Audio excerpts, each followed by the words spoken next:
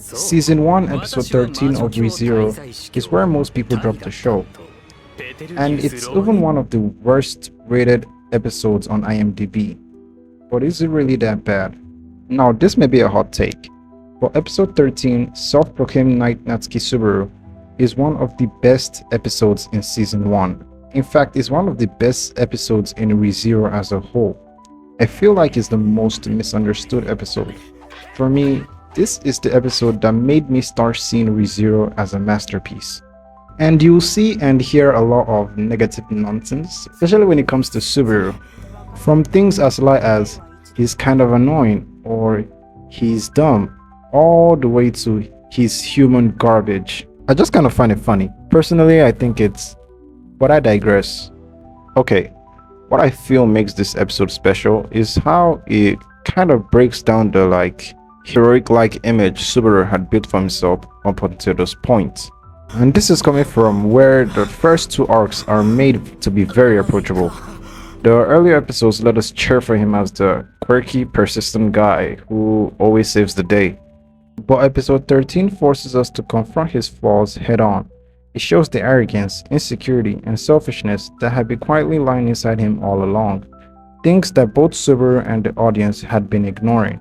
And there's this notion that you're supposed to hate Subaru or he's meant to be annoying at first, which I don't really agree with. I actually think it's done in a way that you're supposed to think freely of our beloved main character, which I think that's why the first two arcs are more easygoing than the third.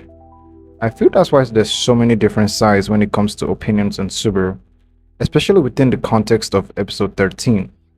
A lot of people tend to take Subaru's behavior at face value and disregard everything else that's happened up until that point, which leads to some very harsh judgments. And I think that's quite unfair, but when you try to make them understand, unfortunately, they don't. And that's the biggest problem. They don't want to understand, and that's what causes these divided opinions. If you carefully observe Subaru in the early episodes, it's quite easy to see all the flaws that are on display in episode 13 and arc 3. For instance, his inability to negotiate, which was obvious that he was a rookie when he was trying to get Emilia's insignia from Felt, which we see come back to bite him in the ass during his exchange with the Crush Camp, and when he was easily exploited by Anastasia. Or is it his obvious lack of combat prowess? Did anyone really think he was going to pull off something against the trained knight? When you put all of that together, everything in episode 13 and beyond was bound to happen. And with season 2 episode 4 knowledge, which some people don't even make it to. In fact, without getting to season 2 episode 4, it's not hard to notice that Natsuki Subaru is kind of a brat. He was pampered by his parents, even Emilia could tell. He's also someone who tends to take the easiest path and opts out when things get difficult. But for some reason, some people treat it like it's the most detestable trait in existence, when in reality, a lot of people are actually like that. And most people won't even last a day in the shoes of Natsuki Subaru. He's also someone who hasn't faced any real consequences for his actions, and it didn't help that he was given a lot of leeway in Roswell's mansion. And when you throw him into a setting like this, it's clear that he's going to embarrass himself. But I think where the anger/hate comes from is towards the end of the episode, and his interaction with Emilia. Even I'm not going to defend Subaru's behavior here. It's unacceptable, and it's more infuriating because he was crashing out at Emilia, who is the last person that deserved to be at the end of it. But the dilemma is that everything he tells Emilia in their interaction is true.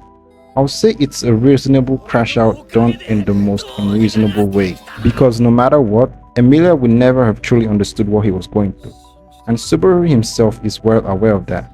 This entire episode, Subaru was in the wrong, but it's clear he wouldn't admit to it because of some stupid ego. I mean, even while getting beaten by Julius, he still proclaims in his mind, "I'll break that nose of yours." All of this makes his behavior towards Emilia all the more unreasonable, but that's the point. Because this isn't Subaru failing or messing up, it's Subaru being human. It's painful to watch because it feels so real. His breakdown, his need for validation, and his outburst at Emilia aren't just random drama. They're the natural consequences of everything that's been building up since episode 1. Some people don't get this because they were watching the show and not understanding the character. And some people just couldn't comprehend the sudden shift in the tone in this episode.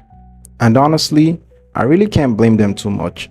It purposely puts you in a tough spot when trying to dissect and assimilate Subaru and ReZero, because of how the events play out in the first 3 arcs in contrast to Subaru's character. What I'm trying to say is, I find it quite fascinating how ReZero reframes one of Subaru's flaws that made him seem weak and incompetent. That is, Subaru ran from small problems, stuff that he probably could have faced. But now he's facing horrors that no one could realistically deal with, in a world that has his back against the wall and is constantly trying to break him. And choosing to run would be reasonable. No, it actually does make the most sense to run. And overall, I just want to say it's great writing. And also, I came across one of the top reviews on Mao. By the way, I don't think the guys at Mao like ReZero very much. But yeah, his take would have been solid if he didn't miss the entire point of the show. It sounded like he was onto something, but ultimately it sounded like he really just hated the show. He calls all the characters one-dimensional, says Wilhelm is the only good character. He also says episode 18 redeems the anime, and says why didn't it do that from the start, which I don't even know how that even makes sense. When Arc 1 serves as an incredible intro and perfectly expresses its foundation, story structure, main character, and theme, and Arc 2 introduces us to the core characters in the series, and says all of this while painting ReZero as a shonen, and even calls Subaru a typical shonen protagonist. Just wow. I was baffled. I'll say it does have a tendency to attract the audience, but episode 13 serves as a filter for that. This episode is one of the biggest, if not the biggest, turning point for ReZero.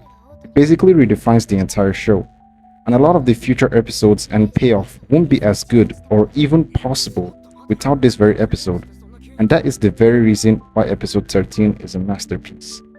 I can't even go further into every minute detail of Natsuki Subaru and how much I love this character, because this video will go on forever.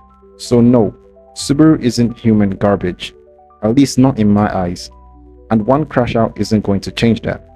As for those who harbored a negative outlook on this episode, taking in everything I've said in this video, I ask you to watch this episode again with this mindset, or you can re-watch the entire series from square one.